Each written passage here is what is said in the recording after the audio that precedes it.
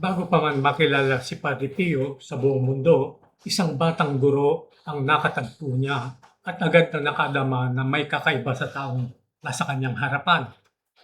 Makalipas ang maraming dekada, ibinahagi niya ang mga alaalang maririnig niyo ngayon sa pagtatanghal ngayong araw. Manatiling nakatutok hanggang sa huli.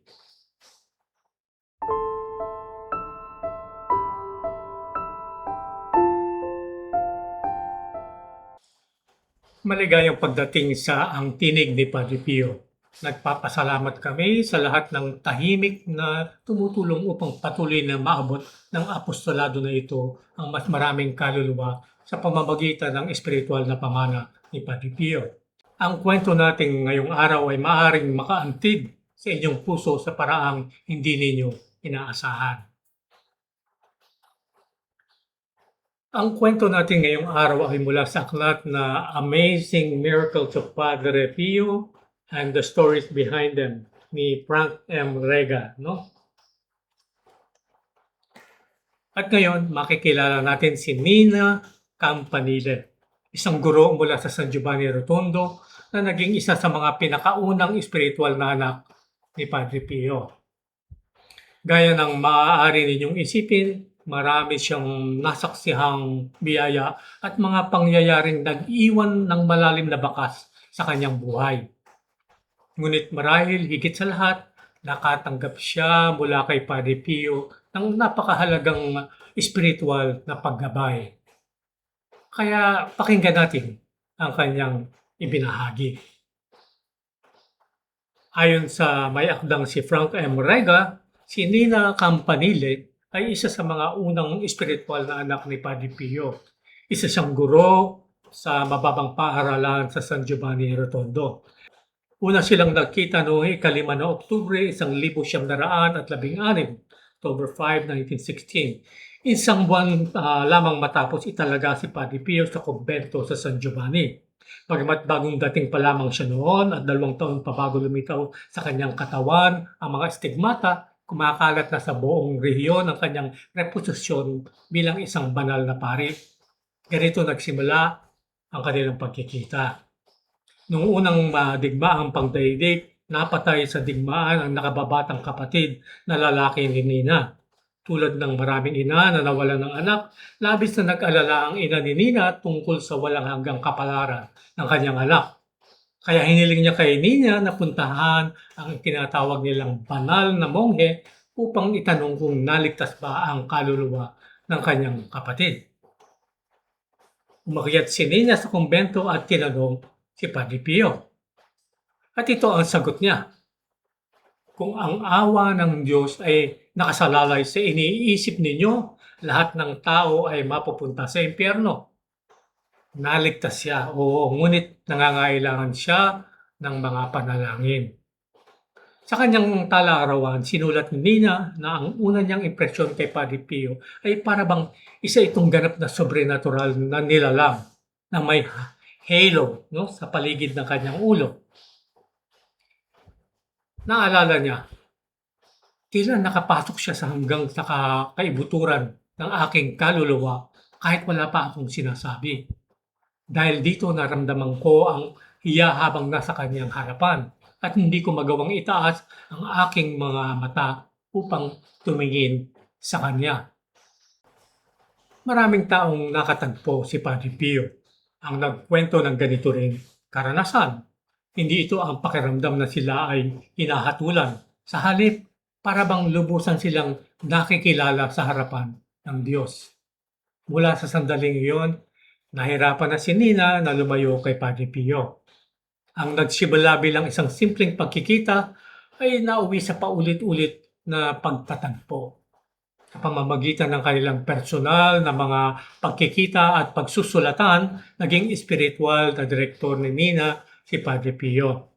Sa katunayan, sinabi niya kalaunan kay Nina na mula pa lamang sa simula ay naunawaan na niyang ipagkatiwala siya ng Panginoon sa kanyang pangangalaga at marami pa siyang kailangang gawin upang mahubog ang kanyang kaluluwa. Maraming tao ang naghahangad ng ganitong uri ng espiritual na paggabay at pakikipag-ugnayan. ang katiyakang may isang taong tumutulong sa kanila upang higit silang mapalapit sa Diyos. 2 beses bawat linggo, tuwing Huwebes at Linggo, at madalas ay maging sa ibang mga araw, pumupunta si Nina upang makita si Padre Pio, kasama ang ilan sa kanyang mga kasamahang guro at iba pang espiritual na anak. Ginaganap ang kanilang mga pagkikita sa silid panauhin ng kumbento sa isang payak, palakaibigan at di formal na kapaligiran. Nakikipag-usap si Padre Pio tungkol sa Ebanghelyo, itinuturo ang landas tungo sa kabanalan at matiyagang sinasagot ang kanilang mga tanong. Kapag may mga pag-aalinlangan sila, nililinaw niya ang mga ito ng may malasakit at lambig na parang isang ama. Minsan ay sinabi niya kay Nina na ang kanyang layunin ay humubog ng ilang mabubuting kaluluwa upang ang mga ito naman ay maging mga binhing itinanim sa gitna ng mga tao. Hindi niya nais na magtipon ng mga tagahanga. Ang nais niya ay humubog ng mga alagad, mga ordinaryong taong ang kanilang pananampalataya ay magiging impluensya sa mga taong nakapaligid sa kanila. Kapag nakikipag-usap siya sa bawat isa ng personal, hindi lamang ang kanilang espiritual na paglago ang kanyang pinagmamalasakitan. Inaalam din niya ang kanilang personal na buhay. Tinatanong niya ang tungkol sa kanilang mga pamilya na para bang sariling pamilya na rin niya ang mga ito. Kung may isang taong may sakit, nagbibigay pa siya ng payo tungkol sa mga hakbang na dapat nitong gawin. Ayon kay Nina, 12 babae ang kabilang sa grupong ito. Minsan ay sinabi ni Padre Pio tungkol sa kanila. Dito, hindi ito usapin ng personal na pagpili. Ang mga kaluluwa ay naaakit ayon sa kalooban ng Panginoon. Naniniwala si Padre Pio na ang kabanalan ay nabubuo sa pamamagitan ng tapat na paggawa ng mga simpleng bagay sa araw-araw. Paulit-ulit niyang binabalik ang kanyang mga espiritual na anak sa 5 simpleng gawain. Una, lingguhang pagkukumpisal. Pangalawa, araw-araw na pagtanggap ng banal na komunyon. Pangatlo, pagbabasa ng mga aklat tungkol sa espiritual na buhay. Pang-apat, meditasyon o pagmumuni-muni. At panglima, gabi-gabing pagsusuri ng budhi.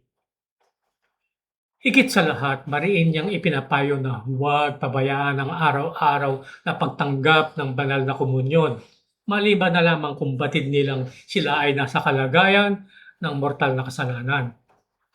Upang mapanatag ang kanilang mga pangamba at mga pag-aalinlangan tungkol sa pagiging karapat-dapat, matiyagan niyang pinapakinggan ang kanilang mga tanong. Ipinaalala niya sa kanila na dapat lamang umiwas sa banal na komunyon kung tiyak silang nakagawa sila ng mabigat na kasalanan. Sa pagsunod sa halimbawa ng 12 babaeng ito, ang araw-araw na pagtanggap ng banal na komunyon ay hindi nagtagal at lumaganap sa buong San Giovanni Rotondo. Isinulat ni Nina na ang Diyos ay naroon kay Padre Pio sa isang sobrenatural na paraan, kung paano ang mga natural na bagay ay naroroon sa atin, at nagtala siya ng ilang pangyayaring tila nagpapatunay nito. Isang pagkakataon, noong unang taon ni Nina sa ilalim ng paggabay ni Padre Pio, nagkasakit ng malubha ang kanyang ina. Napakataas ng lagnat nito. Nasuri ng mga doktor na mayroon itong double pneumonia o pulmonya at labis na nag-alala ang buong pamilya. Nang makausap ni Nina si Padre Pio, tinanong niya kung kumusta ang kanyang ina. Sinabi ni Nina na may mga gamot at paggamot na ipinapagawa ang mga doktor para sa pulmonya, kabilang na ang paggamit ng mga linta upang sumisip ng dugo. Biglang sinabi ni Padre Pio na hindi pulmonya ang sakit nito kundi isang balubhang kaso ng malaria. Hindi nagtagal na kumpirma ng bagong pagsusuri na eksaktong iyon ang sinabi ni Padre Pio. At may isa pang pangyayari. Ang pamangkin ni Nina ay isang medic na naglilingkod sa isang barkong pang-ospital. Isang araw nabalitaan ni Nina na binomba ang barko. Dahil sa takot, agad siyang nagtungo kay Padre Pio. upang itanong kung ano ang nangyari sa kanyang pamangkin. Walang pag-aatubili siyang sumagot. Huwag kang mag-alala, nasa daungan siya at wala sa barko. Nang maglaon, nakumpirma na eksaktong ganoon nga ang nangyari. Napaisip si Nina, paano niya nalaman iyon? Hindi maaaring nanggaling sa ordinaryong paraan ang ganoong kaalaman, sapagkat agad niyang itinanong si Padre Pio matapos niyang marinig ang balita. Isinulat din ni Nina na ang magulong panahon na ating ginagalawan ay nangangailangan ng isang nilalang na ginawang banal ng Diyos sa lupa upang magbigay ng halimbawa, aliw at saka lakas upang kahit mawala man ang katawan, hindi mawawala ang kaluluwa. Isinulat ni Nina na ang buhay ni Padre Pio ay katulad ng buhay ng banal na guro, isang buhay ng ganap na pagsasakripisyo. Kaunti lamang siyang kumain, mas kaunti pa siyang natutulog, at namumuhay siya sa patuloy na panalangin, paggawa at pagdurusa. Ganap niyang kinalimutan ang kanyang sarili. Ang kanyang buhay ay inialay niya para sa kaligtasan ng mga kaluluwa. At minsan ay sinabi niya, kung gumagawa ka ng mabuti sa mga taong karapat-dapat dito, ano ang iyong gantimpala? Kailangan matutunan mong pakitunguhan kapwa ang mabuti at masama upang mailabas ang pinakamabuti sa bawat isa.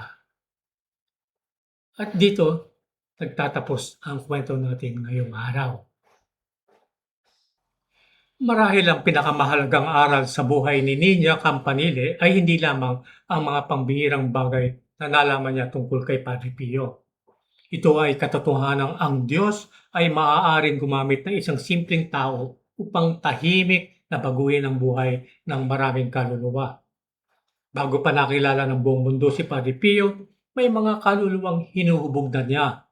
Bago pa dumating ang katanyagan, mayroon ng misyon.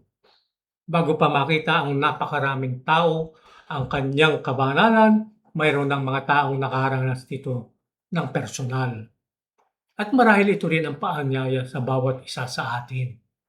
Hindi natin kailangan maging tanyag upang maging instrumento ng Diyos. Hindi natin kailangan gumawa ng mga pambihirang bagay.